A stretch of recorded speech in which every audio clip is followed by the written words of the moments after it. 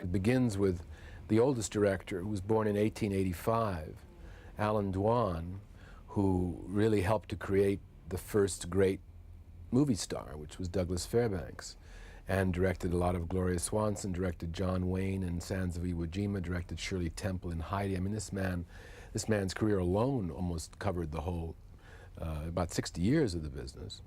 And so I began with him, and it ends with the youngest director, who's Sidney Lumet.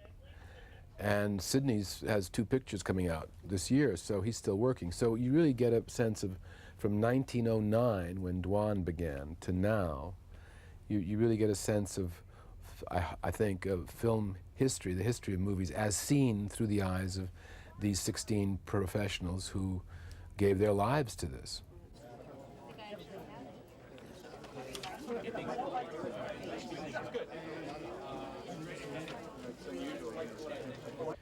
Directors, all of them, almost all of them, I think with the exception of maybe 2, really didn't grow up wanting to be movie directors, because there were no movies when they were growing up. And so they all had other aspirations, and in fact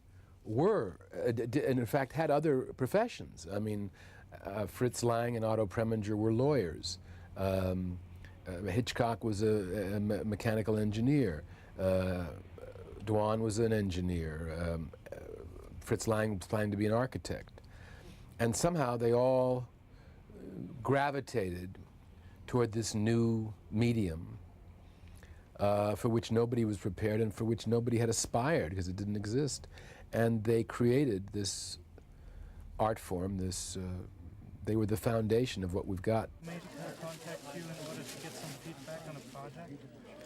I tell you, there's somebody there she is. Talk to her and she'll help you how to read.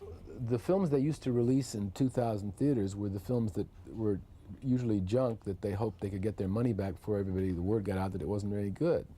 Now everything opens that way. Well, it's kind of made difficult movies difficult, and unusual movies, and you know, pictures that require word of mouth. Word of mouth is hard to come by now. Which would be pretty easy, I think. Hitchcock. Well, you know,